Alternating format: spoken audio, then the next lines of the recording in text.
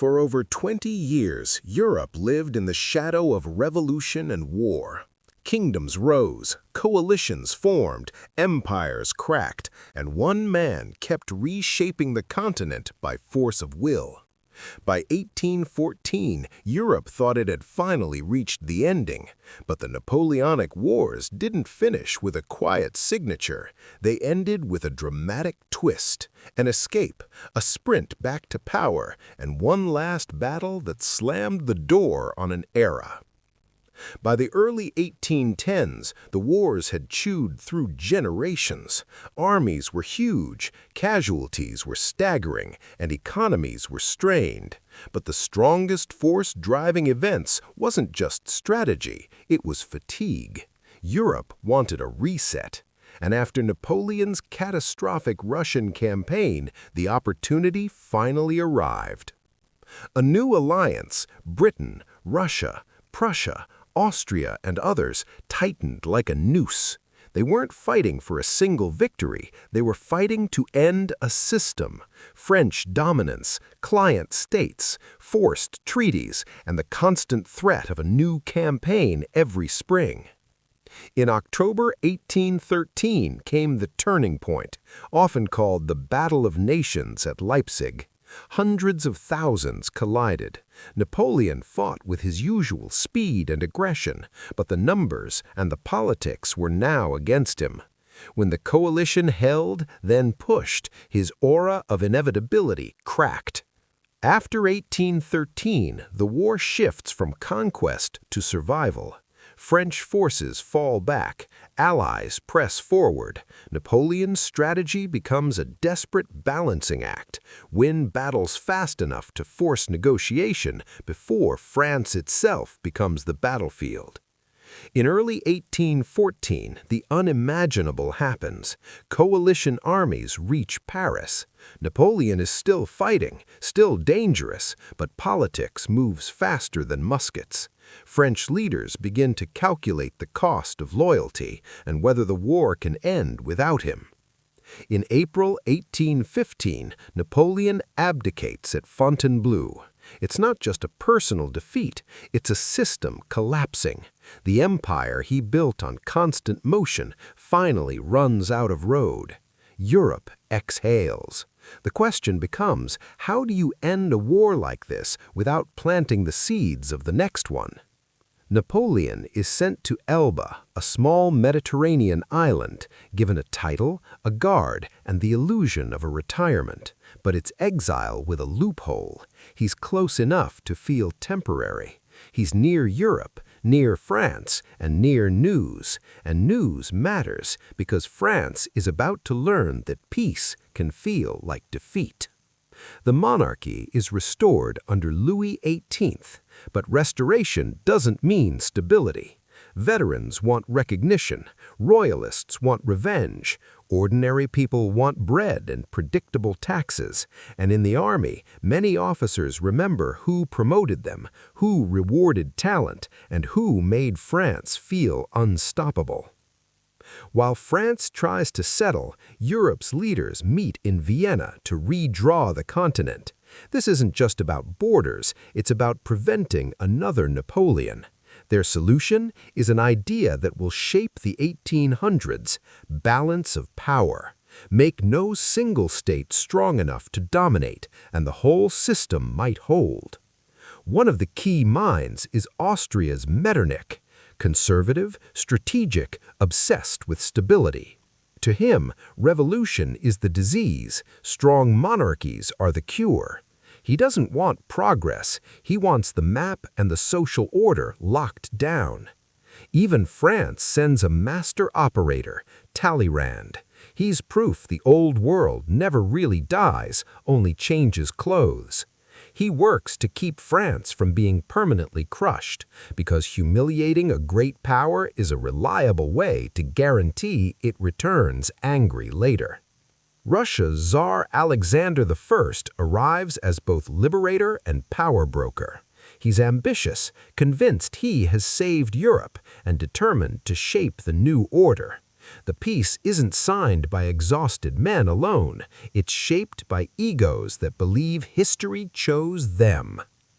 Meanwhile, back on Elba, Napoleon watches. France is restless, the army is unhappy, the monarchy is wobbling, and Europe's leaders, distracted by bargaining and pride, underestimate the one thing Napoleon always exploited: hesitation. In February 1815, Napoleon escapes. It sounds impossible. It is, and yet it happens, because security is never perfect, and because people don't believe the unbelievable until it's already moving toward them. He lands in France and marches toward power. Not charges, marches. The genius here isn't artillery, it's psychology. Troops sent to stop him hesitate, then join him. The return becomes a rolling snowball, momentum, legend, loyalty, and fear all at once. The monarchy collapses almost without a fight. Napoleon re-enters Paris, and suddenly Europe's end of war looks like a brief intermission. This period is called the 100 Days, an attempt to rebuild authority before the coalition can rebuild its armies. This time, the Allies refuse to bargain. They've learned the pattern. Napoleon uses talks to buy time, divide enemies, and strike first. So they choose clarity. No settlement, no compromise, just mobilization and a final effort to remove him permanently. In the Low Countries, two key commanders prepare: the Duke of Wellington, disciplined and defensive, and the Prussian Field Marshal Blücher, aggressive and relentless. Their strength isn't just talent, it's cooperation. Napoleon's best hope is to beat them separately before they can combine. Napoleon moves fast. He always does. The goal is classic: strike between allied forces, break one army, then turn on the other. For a moment, it almost works, but almost is a small word with a huge graveyard behind it. On the eve of the decisive battle, it rains hard. Mud will slow movement, ruin charges, and make artillery painfully difficult to reposition. Weather sounds trivial until you realize warfare here is muscle, horses, wheels, and black powder. Mud is strategy. June 18, 1815, Waterloo. This is the day the Napoleonic Wars end, not because everyone knows it, but because the system finally produces a checkmate. Napoleon faces a defensive line, waiting for Prussian reinforcements to arrive. Time becomes his real enemy. The battle isn't one simple clash, it's a grinding series of attacks against strong points, farms, walls, lanes, and ridges that become killing grounds.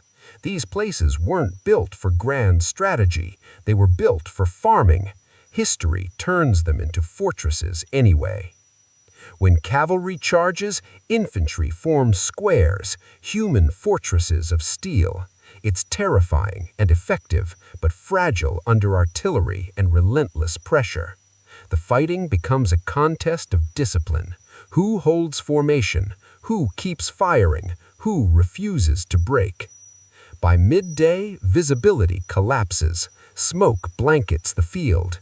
Orders misfire. Units lose direction. Men fight for hours with no clear sense of the whole battlefield.